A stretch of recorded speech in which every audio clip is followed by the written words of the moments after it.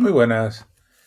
Decía el gran Thomas Hobbes en su obra Decide que las funciones de cualquier gobernante eran básicamente tres para el desarrollo y la riqueza de su nación y de sus súbditos.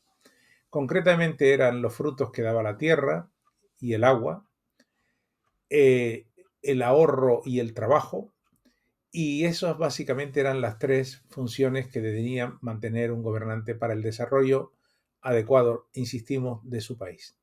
Esto nos debe de hacer pensar la enorme torpeza, digamos, que hoy se han empecinado en el mercado libre, en la globalización, en hacernos depender del exterior. Los países que dependen del exterior están abocados a más tarde o más temprano verse sumidos en la miseria.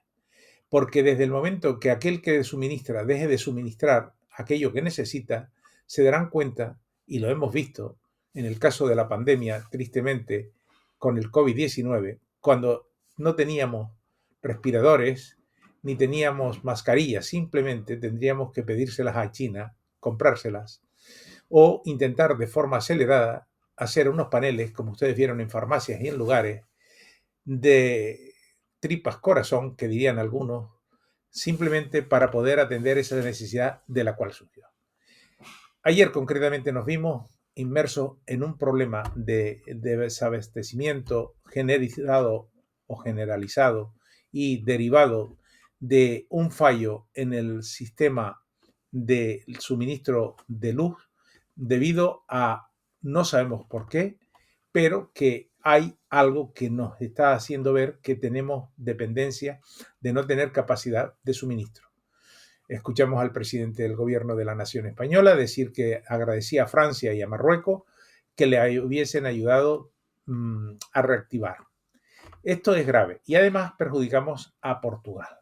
Bueno, dicho estos ejemplos que todos habrán hasta la saciedad estado oyendo, creo que hay que ser conscientes de que la globalización no sirve, que como dice Joseph Stiglitz, el 1% de la población mundial tiene lo que necesita el 99%, y hay dos libros más por ahí, que es uno de Kell Bright, el economista, que habla de naciones ricas, naciones pobres, y otro, ¿por qué fracasan los países de Acemoglu? Y otro compañero de este señor Acemoglu, que habla de por qué fracasan los países. Pero podríamos ir aún más. Hay que, Montebourg decía, es un francés, hay que combatir las megas empresas y hay que ir a volver a recuperar la soberanía, que eso no es otra cosa que la autarquía, cosa que tan denostada hoy en día por esa moda.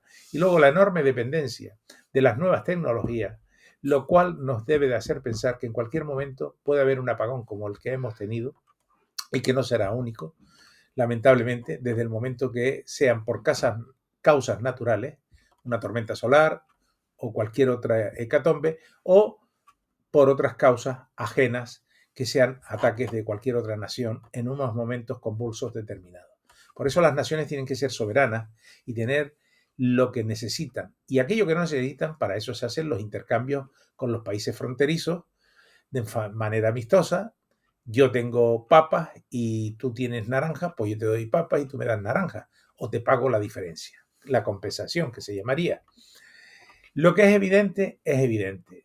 Tú tienes que tener soberanía, y soberanía significa ser autarquía, tener lo que producción que tú quieres y no estar dependiendo. Y luego estás arruinando tu país y otros tantos que hemos visto a lo largo de la reciente historia, cómo se han hecho desastres en países donde se trabajaban de forma pues cuasi esclava, y se han derrumbado y hemos visto los muertos, y ahí se hacían ropas para luego vender esa ropa en Occidente, en Europa, barata, a cambio del sufrimiento de esos países que no van a mejorar.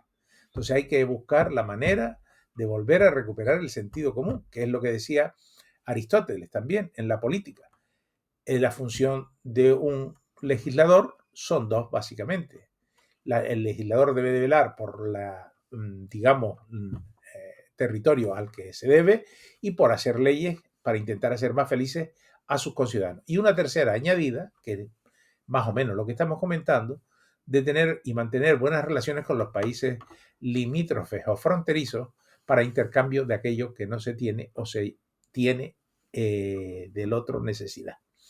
Lo que es evidente y estamos yendo contracorriente en una mala visión de lo que es la cuestión de la globalización, que solo beneficia a unos pocos y en detrimento de una inmensa mayoría. Así lo dice Joseph Stiglitz, insisto, en su magnífica obra, por el 1% de la población tiene lo que necesita el 99%. Y también Manfred Magnif, otro gran economista chileno, alemán-chileno, o chileno-alemán, en el cual habla precisamente la economía desenmascarada. Hay un libro perfectamente que define, junto con un tal Phillips que escribió, que ya falleció, y todos estos nos deben de hacer reflexionar. Debemos de mirar todos estos grandes autores, lo que nos están mostrando y nos están enseñando, para que no caigamos en un problema que nos puede salpicar por las comodidades, como decían antiguamente los grandes pensadores. Las comodidades matan. Y a esto nos referían. Todo lo que parece cómodo es que a cambio te va a ser incómodo a medio o largo plazo. Fíjense ustedes ahora que para ir a un banco donde tienes tu dinero tienes que pedir cita previa. O para ir a un ayuntamiento que antes cogías un número, tienes que pedir cita previa. O para ir a Hacienda, o para ir a una administración, cuando la administración pública tiene que estar al servicio de lo administrado y no al revés. Eso por un lado. Y por otro lado, en el tema que acabo de decir de los bancos, ha sido un terrible problema porque todo es las nuevas tecnologías. Bueno, pues ayer se quedaron la gente sin poder extraer dinero de los cajeros ni poder hacer nada con el móvil porque nos quedamos abastecidos totalmente y la gente se vio un caos en los aeropuertos, un caos en los trenes, en donde hay trenes, y un caos en las vías de carretera por el colapso que había. Entonces, esto es culpa de un sistema que está haciendo aguas por todos lados y todavía siguen porque hay unos lobbies de presión, presuntamente, que influyen en la política cuando deberían de estar prohibidos los lobbies de presión de todo tipo, prohibidos legalmente, totalmente impedidos que influencien sobre unos políticos que tienen que legislar. Esto lo decía cuando yo estaba haciendo mi doctorado a uno de los profesores magníficos catedráticos que tuve la oportunidad de conocer, ya no sé si estará vivo, y coincidíamos en este tema porque él estuvo en una comisión de una redacción de una ley, de las leyes tantas que se hacen. Lo que está claro, y lo que es evidente, es evidente. No hay más ciego que el que no quiere ver, ni más sordo que el que no quiere escuchar. Gracias por atender.